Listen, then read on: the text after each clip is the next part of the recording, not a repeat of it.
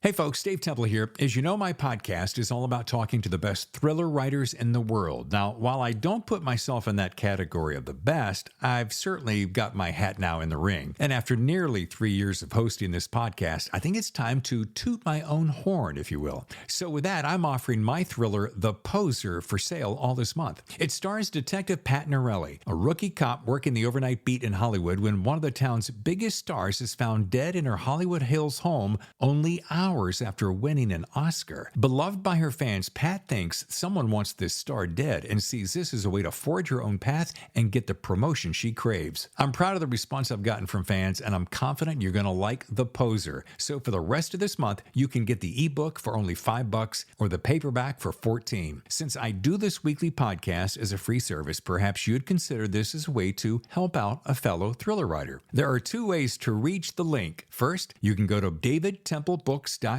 scroll down to see The Poser, click, and you're on your way. Or head over to Amazon. You can find it there. Again, davidtemplebooks.com or Amazon. Thanks in advance for your support. And now, on with the show.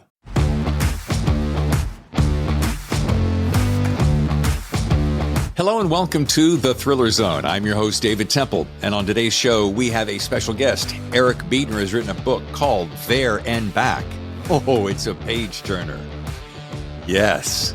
This guy is pretty prolific. I mean, as you're going to find out, 25 plus novels, 100 plus short stories, creates his own book covers, former musician, artist, editor. I mean, he is a jack of all trades and a master of many. So please welcome Eric Beetner right here on The Thriller Zone. Eric, how in the world are you? I am very well, David. Thanks for having me. So it's funny. I was having a flashback this morning to your podcast, which I want to drill down into a little bit. And I pulled it up and I'm looking at it and I'm like, man, look at all these hitters. Eric's just had some hitters. And what's he done lately? October 21. I'm like, oh, he's not doing it anymore. Are you still doing your podcast? No, I shut it down. It was because of things like we went through this morning. Divas like me who go changing the schedule at the last second. It just got to be so much, as you know, it's a lot of coordinating. It's a lot of scheduling. And, when I started it, I had a partner, Steve Loudon, and it was easier with a 2-man operation. Then he stepped back.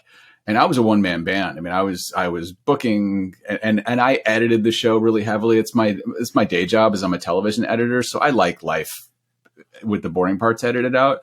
So I was spending so much time doing that. And I sort of looked up after a while. I was like, man, I haven't written anything in so long.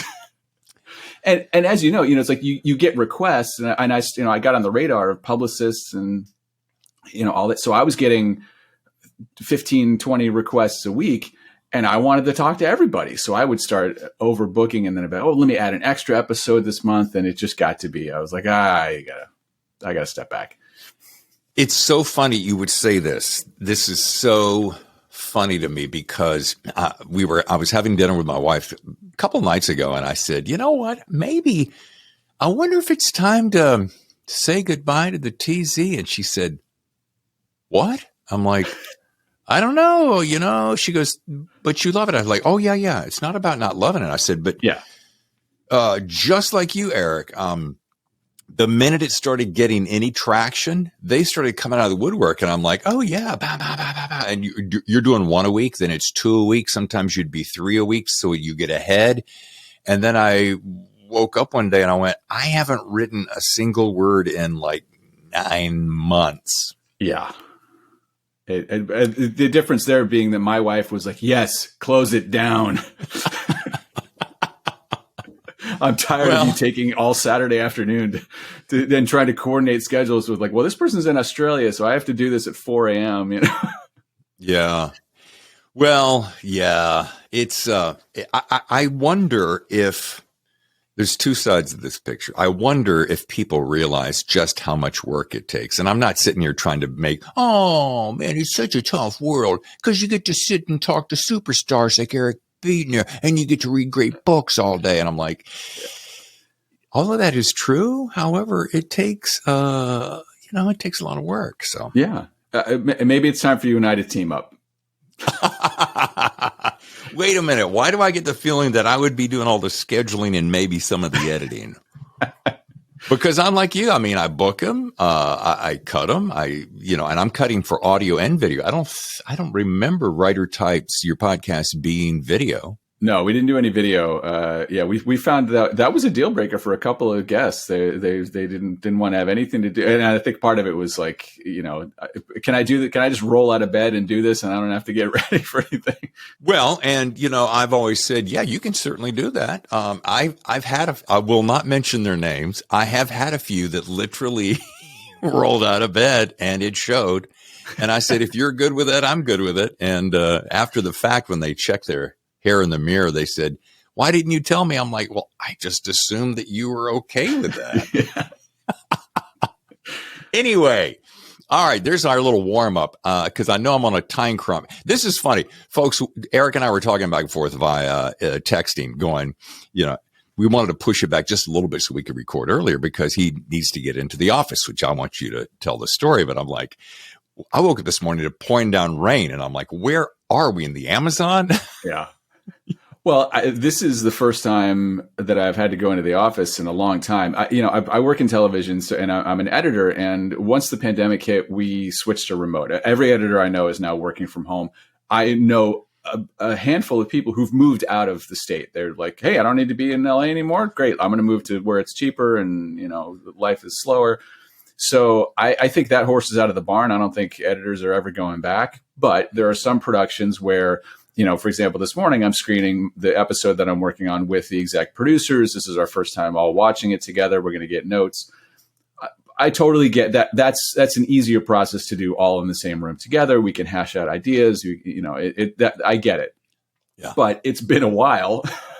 And so now I'm having to do this thing that I used to do daily. And now I look at it like, oh man, I have to go all the way up to 405 into Van Nuys. And like you say, you wake up and it's raining in LA. Oh man. And that, you don't know what's going to happen.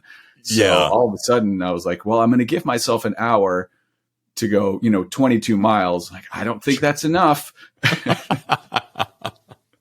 People who are not familiar with that, and having done 3 tours of duty in LA, I remember that very well. Well, we're going to get you out in time. Listen, we're going to talk about There and Back. And by the way, I get it that I'm a little bit late to the party. This dropped what, November of last year? Yeah, early November.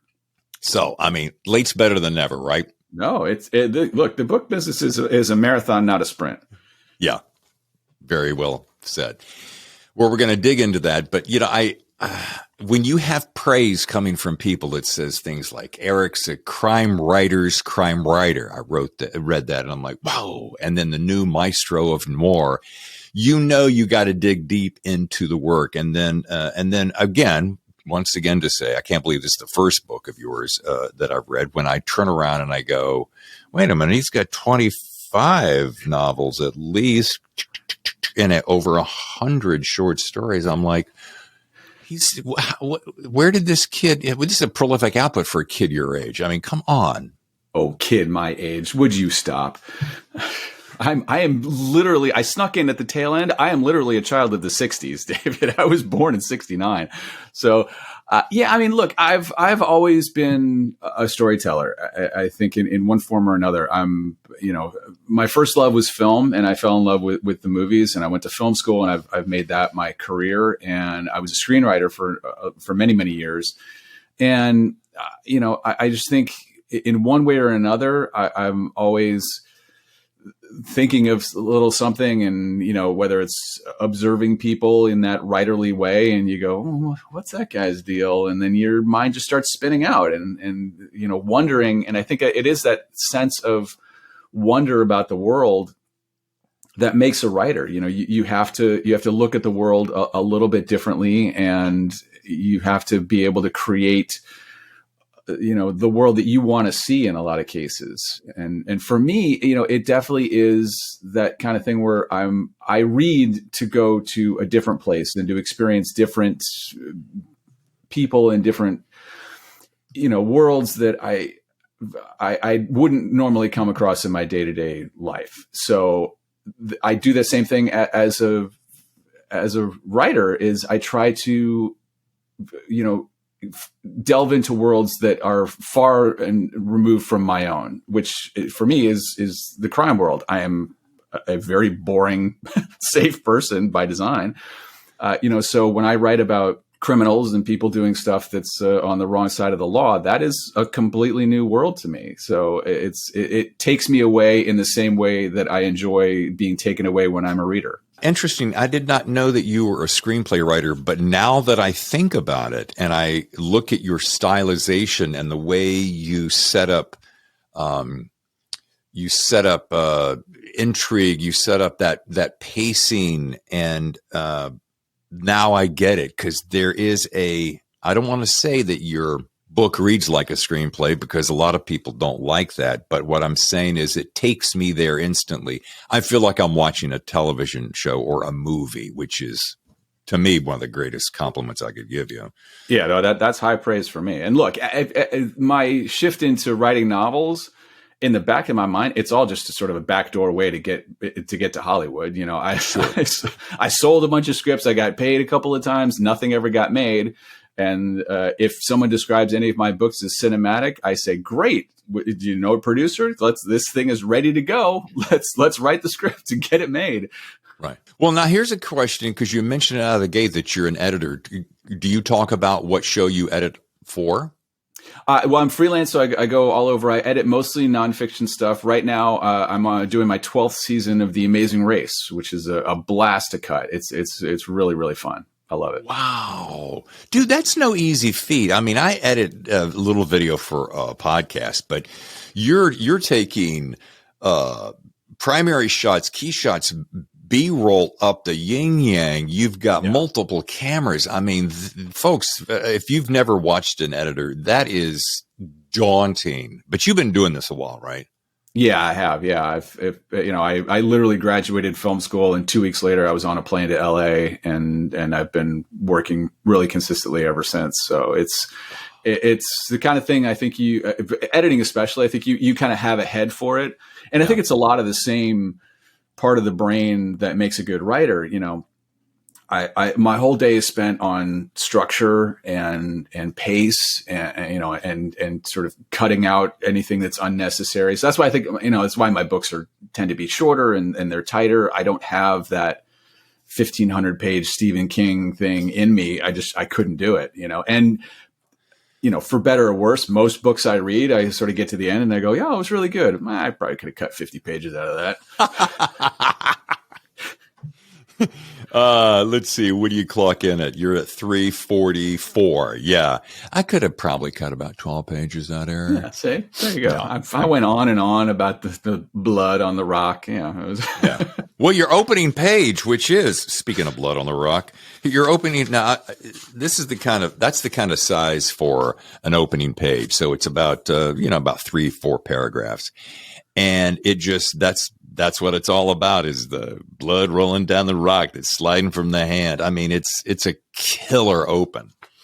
I do want to ask one more question about your podcast, because we share, and I didn't know this, but it's so cool to now know that we share some, talent pools here. Your podcast, what I liked about it, I used to walk my dog when he was still with me, and we would listen to your show. And I'm like, man, what I dig about Eric's podcast. Well, first of all, you had some pretty great hitters in there. Thank you very much. But I like the fact, and it's something I've often toyed with, but I haven't done. And now that you've stopped yours, I might just steal your idea. But first of all, I like it because it's about 40 minutes, which is, to me, it's the sweet spot, 40 minutes. Secondly, you have like 2, 3, 4, sometimes 5 people on a show, not necessarily all together.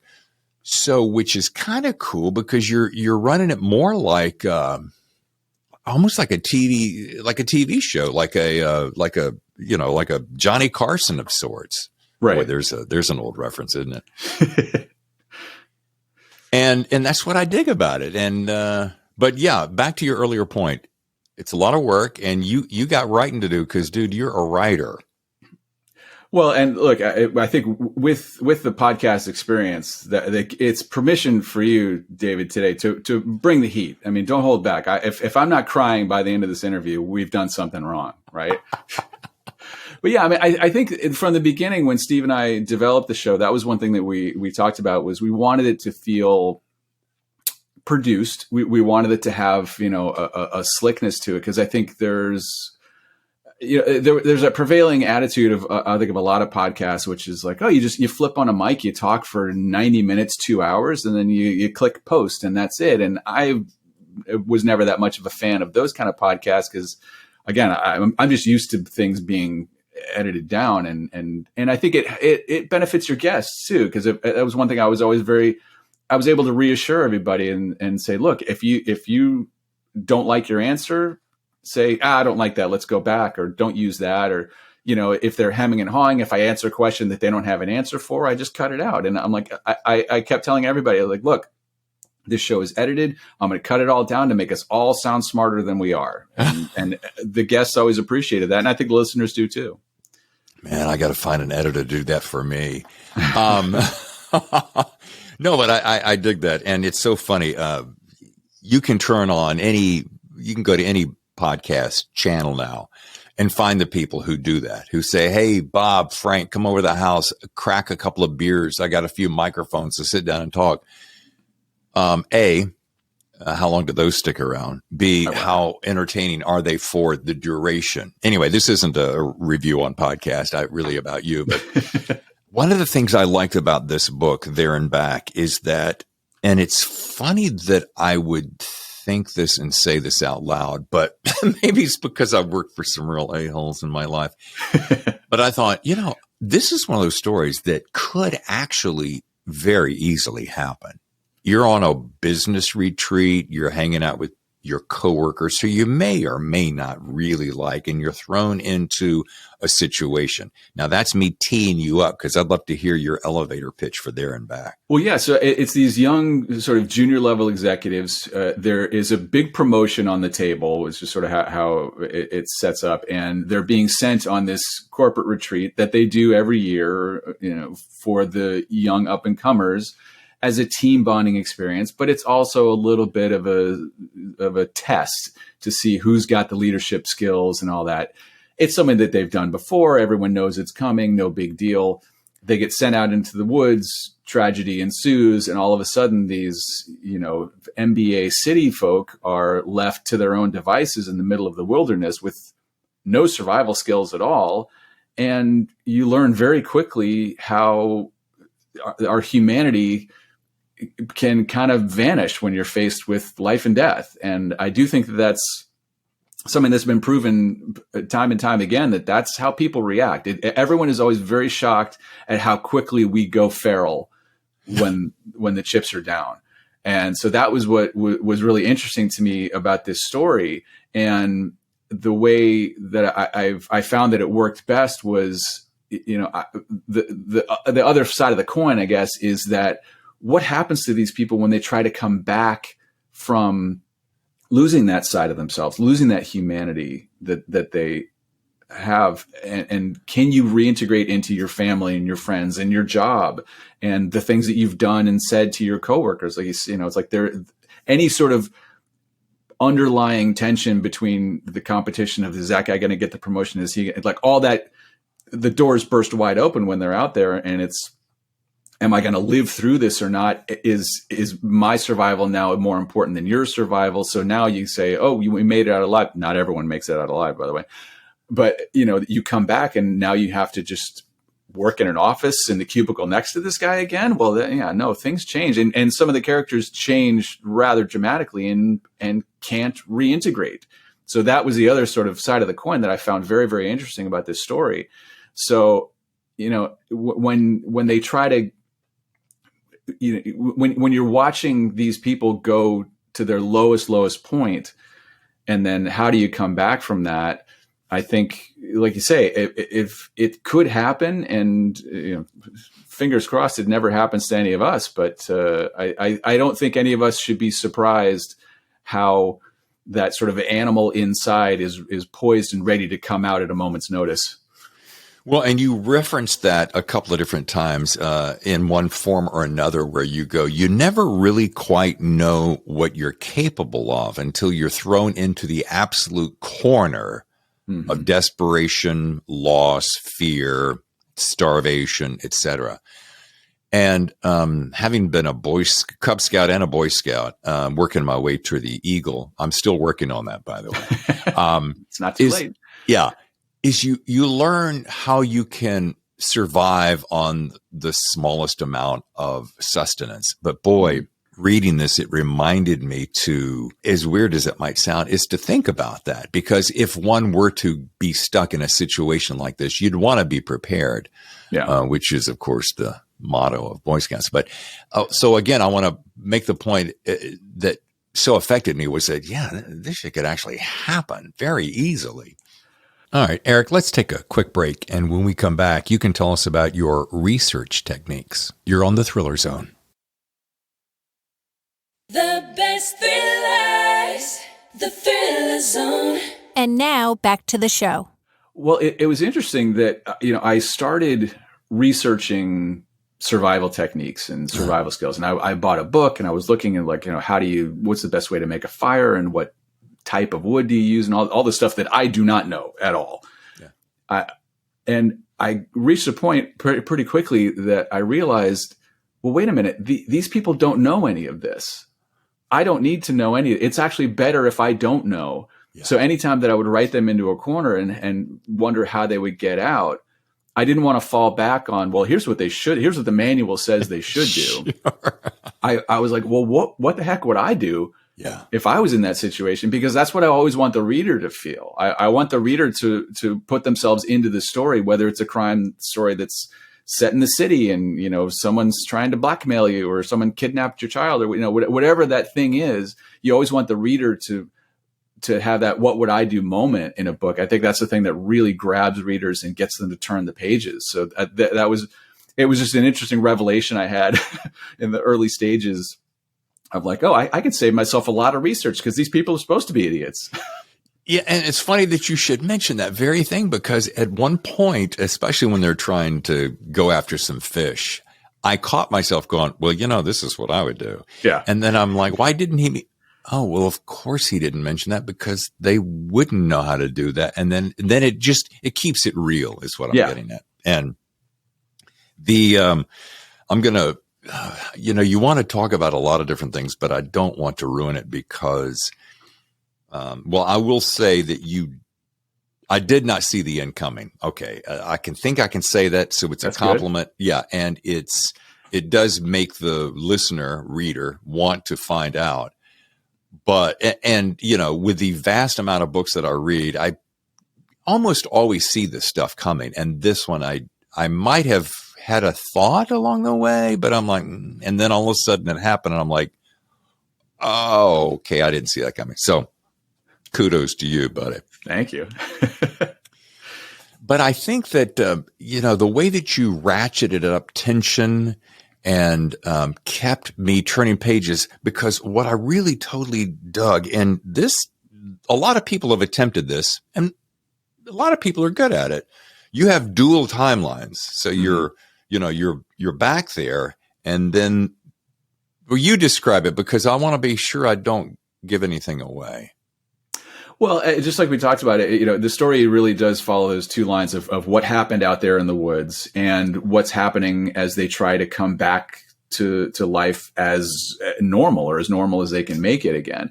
Yeah. And that was where the structural nightmare of this thing happened. And it was a lot of planning and normally my outlines are pretty skeletal and I'll write some stuff down and I'll have, maybe like a 2 or 3 page outline and I'll know the bullet points of where I'm going to go. This one was color-coded note cards taped to my wall and making sure that, I knew what to reveal of what happened out there at this certain point that dovetails nicely into what's going on as they're making their way back in and how everyone is dealing with the fallout and then, that kind of stuff. So I think that was a really fun exercise, like you say, in escalating tension, revealing things where I thought that they made sense, but the other thing is I think it's really tricky because it's easy to feel the heavy hand of the author when you're doing that kind of thing. For me, like I've read a lot of books and a lot of huge, very, very successful books where, the chapter ends and it leaves you on a cliffhanger, but it just feels so false because it's like, well, like the author knows exactly what's going to happen, and you know, whatever they're doing, it feels manipulative, and I didn't want to feel manipulative, so I moved a lot of stuff around. I shifted a lot of things, constantly thinking like, I don't ever want the reader to feel like he's just toying with me now. Like that's such a balancing act, and I'm really grateful that I've heard from a lot of readers that it did work really well, and it didn't feel, you know, manipulated in that way, but it's a tricky thing to balance. Well, it makes me think of this, Eric. I remember when Gone Girl came out, and it was such a phenomenal sensation, and it seems as though everyone is still trying to do the next Gone Girl. And there is a bit of manipulation in that. And that seems like such a harsh word, but it's just part of the writing process. But I often ask myself, or I often read that I'll often find myself reading authors who will sometimes, to your point, play that manipulation, and they'll spend so much time crafting the manipulation that, and if you can see it coming, then you go, oh, wait, kind of what you just said. Oh, wait, I see that thing coming. And then if all of a sudden it does, especially if it's something really bizarre and they save the world in the last 13 seconds, you walk away going, okay, well, I could have watched a Marvel comic movie for that, you know? Yeah. And look, some people like the comfort of that. I mean, I think the difference between, you know, the traditional mystery and the thriller, I think sometimes is that comfort factor. The traditional mystery is one. I mean, for me, the definition that I always see is as the dividing line is a mystery looks back and a thriller always moves forward.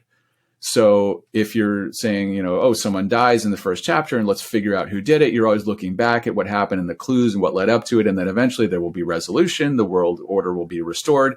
And that's what readers like about that versus I think thriller fans want to always be a little bit off kilter. They always want to not really know are they going to make it out of this alive? And is the world going to end? And, you know, obviously if you're dealing with, you know, James Bond or Jason Bourne or whatever, the hero's going to be fine at the end. Sure. The world's not going to blow up because there's going to be another book. So I think I've spent a lot of my books trying to give people that feeling of like, boy, this main character very well could die by the end of this book, or you know, this is not going to end well. Even if they make it out alive, it's still not going to be a rosy ending. And I personally, I like that feeling when I'm a reader. So that's what I try to give the audience. You know, you bring up an interesting point, and we had a conversation with, who was I just talking to? Because it was so Grady Hendrix. He was on talking about novellas, and we were talking about how many of his novellas have gotten picked up, sold, optioned, etc. And I said, you know, man, is it still true what it used to be? Nobody wants novellas? Oh, no, Dave. On the contrary, people are looking for novellas because it feeds this streaming multiple content machine so much. So I go, yeah. So I want to make sure I remember to ask Eric, with all these short stories that you've done, do you see a similar thing? Do you think it's cool, yes, or okay, or keep going with any ideas of short stories and or novellas with the hopes that people will still appreciate them and not have to be the 90, 100, 120,000 word novel? Yeah, I love novellas, and several of my books. That's what I always say. You know, it's like, oh, I have 30 books published, and I have to sort of put the caveat. Like a lot of those are very short. You know, some were written with co-authors, so I have to sort of quantify all that. But sure. You know, I've got a novella, Dig Two Graves, and the White Hot Pistol, Nine Toes in the Grave. My horror novella, A Stripper Pole at the End of the World. You know, they're all in like the 20,000, 25,000. Yeah, no, that's a good one. But I love it tight and punchy. And I think if you're talking to Grady, I think horror always works better short. I think horror is a get in, get out kind of thing, because when you are trying to create tension and sustain tension, there's only so far that you can stretch that rubber band before it snaps. And, again, all respect to Mr. King. I mean, he creates entire worlds, and he has subplots and flashbacks, and he knows what he's doing. I'm not for a second going to criticize Stephen King. The man is a giant in our industry and deserves all the praise he ever gets. Sure. But I think he gets tagged as a horror writer a little unfairly. I mean, he writes thrillers, he writes supernatural, he writes a lot of things. But if you're going to talk hardcore horror, I think shorter is better. And I think that same thing applies to crime in a lot of ways, because I want to come into a story already in motion. Yeah. And I think that you want to you reach that peak and then get out. I'm a huge fan of movies from the 40s and 50s and that sort of classic Hollywood. I always regret that my camera doesn't rotate, because as I'm writing, I am surrounded, virtually wallpapered, with some of my film noir movie poster collection. So I'm staring at all these posters from the 40s and 50s. And if the thing that I love about that era of filmmaking was it was always like you watch those films, they save the day, or he gets the girl, whether it's a crime, whether it's a romantic thing. There's the kiss, the fade out, the end. Yeah. Like what you've reached the point. They caught the killer. The mystery is solved. Don't hang around. Right. Fade out, the end. Yeah. So that's the same sort of style that I really like in a book, where it's like, don't hang on after the fact. You've answered the question that you set up at the beginning.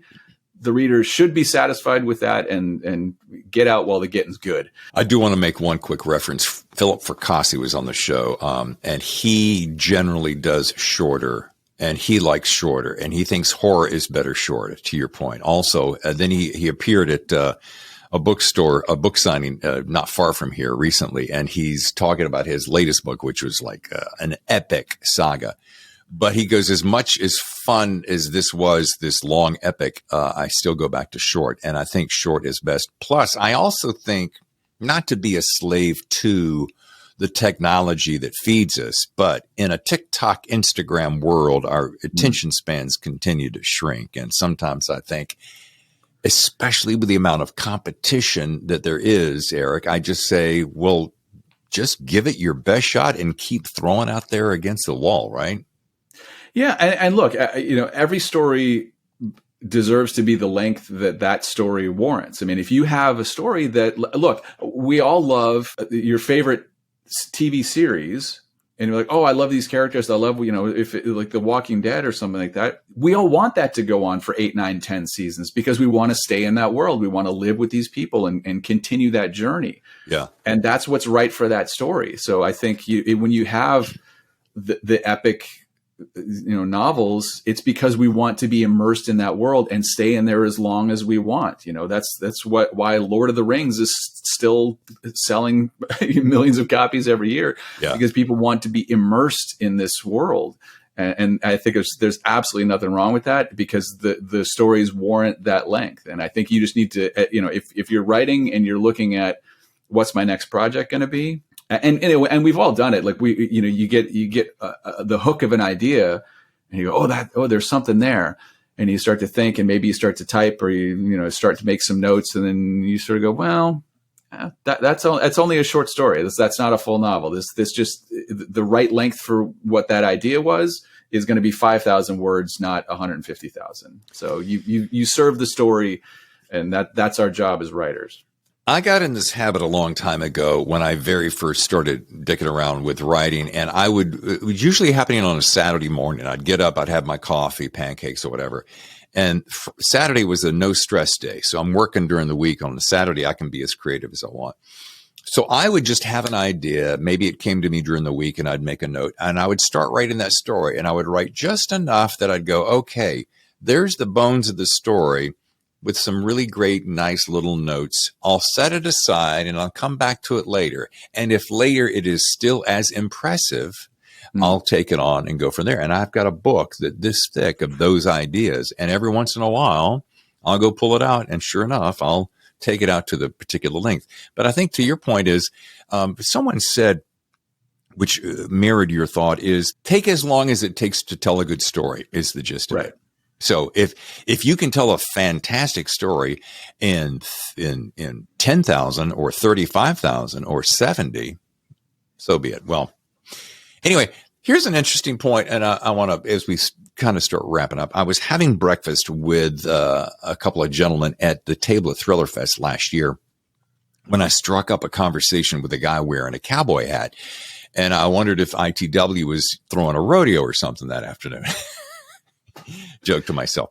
And come to find out, it was Mike Bray, who runs a boutique house called Wolfpack Publishing in Vegas. And I'm like, oh, I've never heard about that. Mike, tell me about it. And we started talking. I'm like, this is a super nice, super talented guy.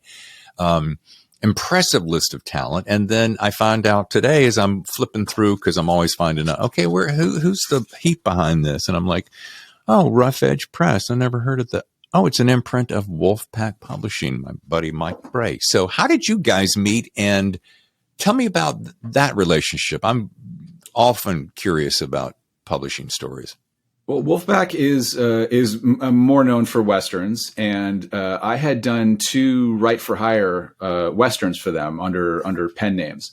And my friend Paul Bishop does a lot of work with Wolfpack, and he's become acquisitions editor now. And so he invited me into the fold, and that kind of thing where they have a Bible and they have 7 or 8 authors all come write an entry in this series, all under an umbrella pen name. So I did 2 of those for them. Great people, great outfit to work with.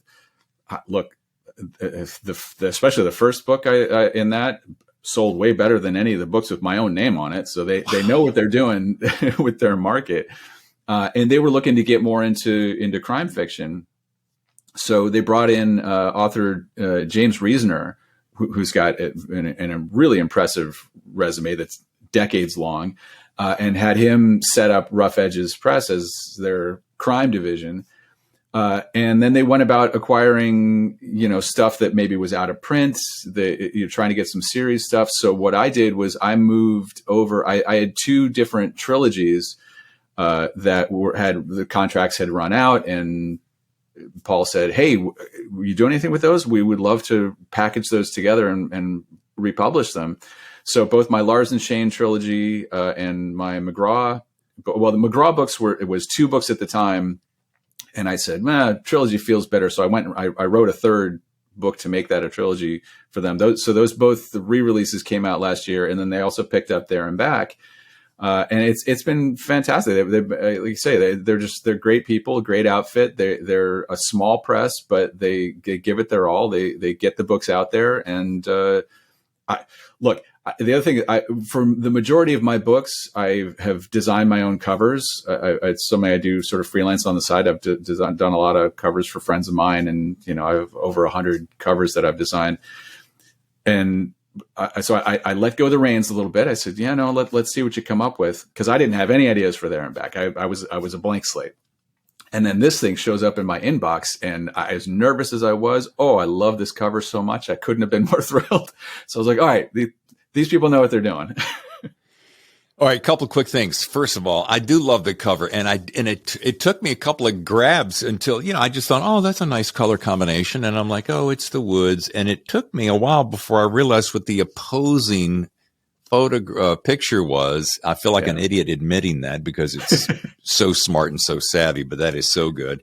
That's number 1. Number 2 is I'm looking at your covers, and there's you jumped right ahead to where I was going. I'm like, some of these are really cool covers. And I'm like, I gotta wonder, is Eric doing these himself? Does he hire them out? Because what it is, at 1 minute, it's very noirish, and there's a kind of a low rent look about it. And then in another minute, it feels very, for lack of a better term, high fashion. So sometimes a low rent, you see it and you're like, this isn't going to be any good. But other times, especially in the noir, you're like, that's going to be kind of cool. I can just tell. So I want to know, how many of those did you, and you don't have to bang them all out, but I'm looking at 2 in the Head all the way down. Then I get down to like Dark Duet and The Year I Died 7 Times. Those are very specific. All 4 of those I did myself. Okay. And then that style of the devil doesn't want me when the devil comes to call, devil at your door. Is that all you too? That's all me. Yeah. Now, see, dude, there's a guy, folks, here's a guy who not only can, because it's hard to write the book and design a cover that you go, okay, yeah, I'm good at this. You know, a lot of people try it and they really shouldn't do it. Yeah, we've all seen a lot of those. I've done every flavor of creative endeavor that's guaranteed to never make me any money. I've tried in my life. You know, I am a former musician. You know, I've showed my paintings at art shows. I've, you know, written in screenplays and novels, and you know, I was an actor for a time. So yeah, I'll try anything, even if I know that I'm a jack of all trades but master of none. But it's just, I just love it. It's that creative energy that has to come out, and I've been amazed every time somebody else has said, "Hey, will you design my book cover?" I'm like, "Really? Me? Like, I don't even have the full version of Photoshop. I'm still working on something that I pirated in 2003." So it's a great reflection of you living the full artist life. I talk to so many writers, who work in a cubicle job that they don't like, and the writing really becomes the outlet and the way that they get to express themselves, and it's something that they latch onto, I think, for their mental health. And I've always felt so lucky that I get to do a job day to day that's very creative, because I think creativity fuels other creativity. I think that the most creative people, you see all the time that you learn that an actor, plays in a band on a weekend, or that your favorite musician is also actually a great painter on the side. I think it all feeds one another. You don't need to stick to one discipline. And it's a great way to live a really fulfilling life, even if you never make any money at it. Because there's also nothing wrong with doing something creative purely for the creative act. And that's like when I do any kind of artwork, the paintings that I've done, like I'm not looking to make money at that. It's just something that I enjoy doing strictly for the doing of it. And I think that more people need to look at creative endeavors in that way. I think nowadays, in this sort of gig economy and everything, is, if you say, oh, hey, I like writing and it's something that I do, and immediately people want to know, how are you going to monetize that? Are you looking for a book deal? I'm like, it's perfectly fine if some people just like writing stories on the weekend. Is like, that's a creative thing. And even if you never publish them, even if you never do anything with it, are you enjoying yourself? Are you getting something creative out of it? That's all you need. 100%. And whatever you do creatively, just keep doing it for the sake of doing it.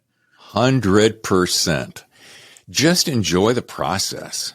Yeah. Yeah. I mean, speaking of exercising all your creative juices, are you still hosting Noir at the Bar there in LA?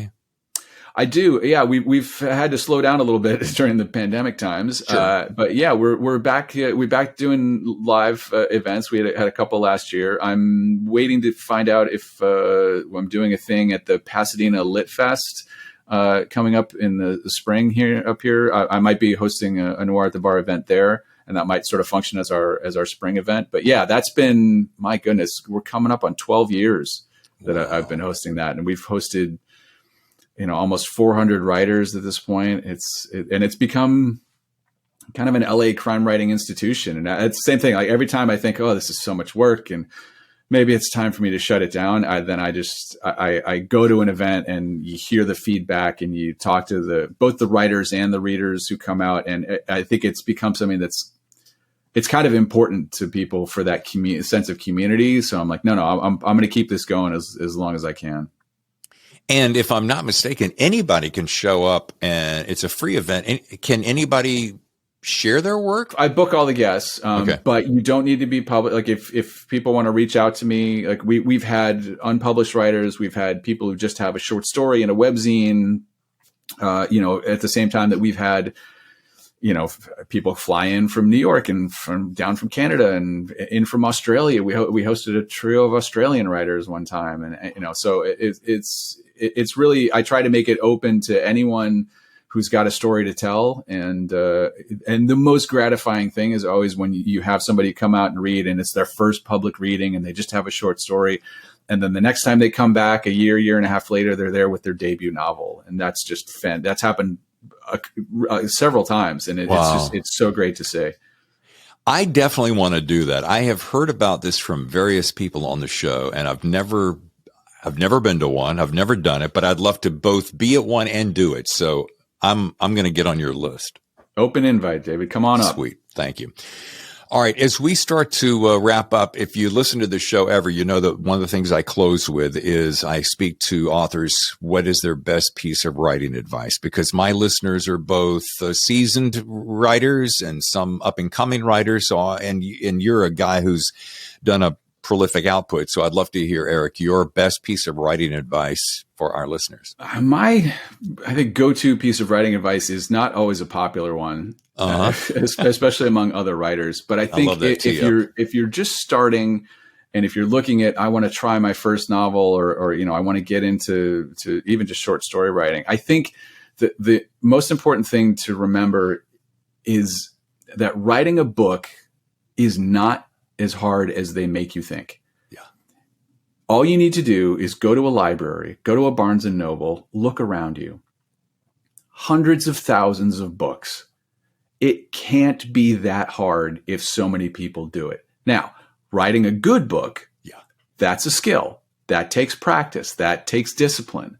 But the physical act of just sitting down and writing something from start to finish shouldn't be seen as climbing Mount Everest. And I think too often writing teachers and writers themselves, whether it's just that they want to feel good about the thing that they did, I think it's presented to new writers as this Herculean effort that very well might break you in the process. And I just think that's wrong. I think if it's that much of a struggle for you, then you are either doing it wrong in one way, or maybe it's not for you. It's like we talked about. It should be a joyous act. It should be something that you enjoy every time you want to go and sit down. Now, look, we all know you don't want to write every day. And sometimes you sit down and you're, all right, I got to get my 1,000 words in today or whatever. But more often than not, when I sit down and do that and I think, oh boy, I'm really tired and I was doing a lot, but let me just try to get something out. Once you start doing it, and once you get back into the story, and once your fingers are on the keyboard, then that energy hits and the endorphins rush. And some of those end up being my best writing days. It's the act of doing it. When you get your butt in the seat and you're doing it and you love doing it, it actually comes across as pretty easy. Yeah. But again, the coming up with the good story, fully fleshed characters, a plot that makes sense and that is intriguing and that people want to read, all of that, yes, is a skill. It doesn't come naturally to everybody, and it takes practice. But I'd never want to see any up and coming or wannabe writers daunted by the idea of, well, it's too much for me. Yeah. The blank page is too daunting. Yeah. No, it's not. You can do it. And there's absolutely nothing wrong with finishing your first novel, your first short story, whatever it is, getting to the end, type the end, you did it, and you can look back and go, well, that is a bunch of crap. Put it in a drawer, totally fine. We all have that. Yeah. But you did it, now go do it again. Yeah. And enjoy the process. Yeah. Yeah. Enjoy the ride. If you're not enjoying it, for goodness sake, why are you doing it? Yeah. Well, I got to tell you, Eric, this has been fun. I do miss Writer Types, your podcast, but I understand it, and it's a semi-Herculean event to put together a good one all the time, day after day. Well, look, if you ever get sick, you call me and I'll step in. Okay. But this has been great fun, and I've said this before. I can't believe it's taken me this long for us to cross paths, but I'm glad we have, and I see a beautiful relationship moving on for years to come, young man. Well, let me also just return the compliment on your show. I mean, I think you having the experience of doing it You, sir, are absolutely doing it right, and your both roster of guests is top notch. The way you present the show is great. You're a fantastic interviewer, so I appreciate you taking the time to have me on. Oh man, very, very humbling. Thank you so much. All right, we're going to let you go so that you can make that appointment, and we'll be looking for more. Folks, if you want to learn more, go to ericbeetner.com, and I'm sure we'll be talking again very soon, Eric. Thanks again. Excellent. Thanks, David. Thanks again to Eric Beetner and the book, There and Back. It's a book I think you will really enjoy. Hey, folks, on our next episode, special guest. Oh, man, hold on a second. Look at this. Where is it? Yes, you'll recall Joey Hartstone. We had him on last year. This legal thriller. I can't believe this is his debut, but it's true. Joey is making a return performance right here on the Thriller Zone. Pretty excited about it. Why? 2 reasons. Sure, we're going to talk about this beautiful book again, The Local. But Joey has his hands in another dish. He is a screenplay writer and executive producer, i.e. showrunner, for the television show Your Honor. If you like Bryan Cranston, I think easily one of, maybe one of his best performances ever. We're going to be talking about that show, which, as I mentioned, Joey is show running. Want to know an extra little bonus to the show? My wife, Tammy Temple, is going to join as a co-host. She's so excited. She loves Your Honor. She totally digs Joey. She loved this book, so it's a win-win for everyone. I'm David Temple, your host. Next week, co-host Tammy Temple and Joey Hartstone right here on The Thriller Zone. The best thrillers, the Thriller Zone. Now in our 4th season,